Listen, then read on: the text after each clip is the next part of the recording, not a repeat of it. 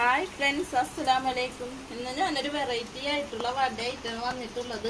ബാക്കി വന്ന ഇഡ്ഡലി വെച്ചാണ് ഞാൻ ഈ വട ഉണ്ടാക്കി വെക്കുന്നത്. ഈ വട ഉണ്ടാക്കുന്നത് എങ്ങനെയെന്ന് നമുക്ക് വീഡിയോ കാണാം. വട ഉണ്ടാക്കാൻ വേണ്ടി ഞാൻ ഇഡ്ഡലി എടുത്തിട്ടുണ്ട്. നമുക്ക് ബാക്കി വന്ന ഇഡ്ഡലി വെച്ച് ചെയ്യുന്നതാണ് ഞാനിത്. ഞാൻ മുഴുവൻ എടുക്കണില്ല, ഒരു 4-5 എടുക്കണുള്ളൂ. ഇത് നമുക്കൊരു ഗ്രേറ്ററിൽ വെച്ച് നമുക്ക് ഗ്രേറ്റ് ചെയ്തെടുക്കാം. അല്ലെങ്കിൽ മിക്സിയുടെ ജാറിലിട്ട് ചെയ്യണമെങ്കിൽ അങ്ങനെയും ചെയ്യാം. ഞാനിപ്പോൾ ഗ്രേറ്ററിൽ വെച്ചാണ് ഇത് ഗ്രേറ്റ് ചെയ്തെടുക്കുന്നത്.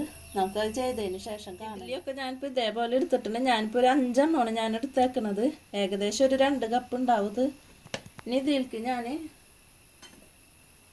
ഒരു സവാള ഇതേപോലെ പൊടിയായി കട്ട് ചെയ്തതാണ്. ഇത് മുഴുവനായിട്ട് ഇട്ട് കൊടുക്കുന്നുണ്ട്.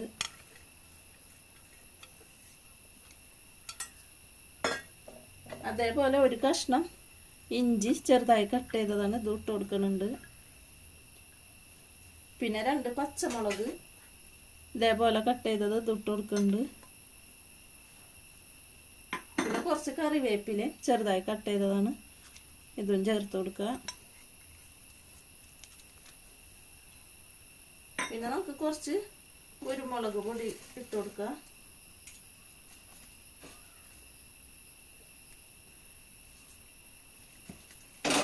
ഒരു 1/2 സ്പൂൺ കുരുമുളക് പൊടി ചേർത്ത് കൊടുക്കുന്നുണ്ട്. പിന്നെ ഒരു 2 പിഞ്ച് കായമാണ് ഇത് ചേർത്ത് കൊടുക്കുന്നുണ്ട്. പിന്നെ ഇതിലേക്ക് പാകത്തിന് ഉപ്പ് ചേർത്ത് കൊടുക്കുക. നമ്മളെ ഇഡ്ഡലിയിൽ ഉപ്പ് ഉണ്ടാവും, അപ്പം അതിനനുസരിച്ച് നമ്മൾ ഉപ്പ് ചേർത്ത് കൊടുത്താൽ മതി. അധികം ഇട്ട് കൊടുക്കണ്ട. ഞാനിപ്പോൾ കുറച്ച് ഉപ്പ് ചേർക്കണുള്ളൂ. ഇനി നമുക്ക് കുഴച്ചതിന് ശേഷം നമുക്ക് ഉപ്പ് വേണമെന്ന് നോക്കിയിട്ട് വീണ്ടും ചേർത്ത് കൊടുക്കുക. ഇനി ഞാനിതിലേക്ക് 1/2 കപ്പ് അരിപ്പൊടിയാണ് ഞാൻ എടുത്തേക്കണത്. ഇതിൽ നിന്ന് കുറച്ചിട്ടിട്ട് നമുക്ക് നല്ല പോലെ ഒന്ന് കുഴച്ച് നോക്കാം. നല്ലപോലെ തിരുമ്പി കുഴച്ചെടുക്കത്.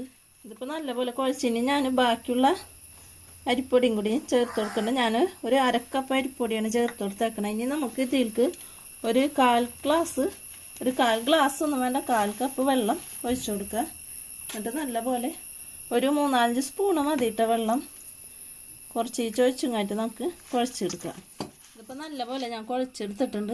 ഇനി നമുക്ക് കുറച്ച് ഓയിലോ വെള്ളമോ കൈമേലോ ഒന്ന് പുരട്ടിയിട്ട് ഒരു ചെറിയ ബോളാക്കി എടുക്കാം.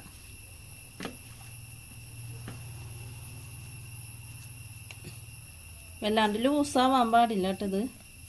ഇതാണ് ഇതിൻ്റെ പരുവം. എന്നിട്ട് നമുക്ക് കൈയുടെ ഉള്ളിൽ വെച്ചിട്ട് ഇങ്ങനെ പരത്തിയിട്ട് ഒരു വട ഷേപ്പിൽ നമുക്ക് എടുക്കാം.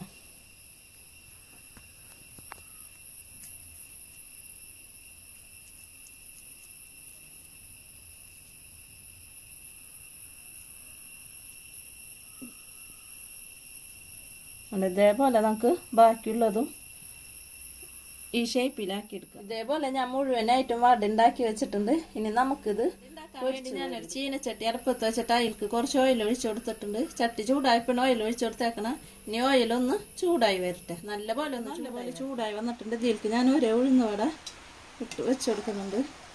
ഞാൻ കയ്യിലുമ്മൽ ഇങ്ങനെ വെച്ചിട്ടാണ് ഇടുന്നതല്ലേ, കൈമേൽക്ക് എണ്ണ തെറിക്കണ കാരണം.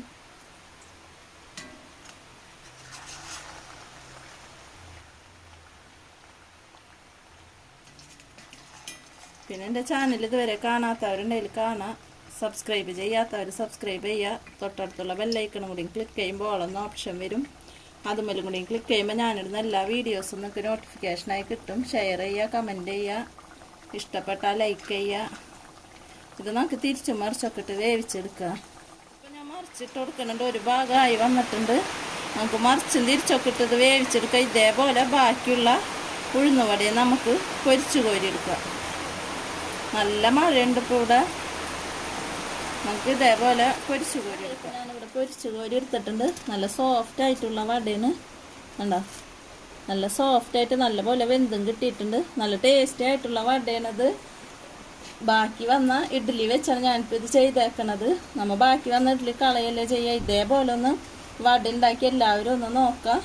നല്ല ടേസ്റ്റി ആയിട്ടുള്ള വടയാണിത്. എല്ലാവരും ട്രൈ ചെയ്ത് നോക്കാം. നമുക്കിനി പുതിയ വീഡിയോയിൽ കാണുന്നത് വരെ ഓക്കെ, ബൈ.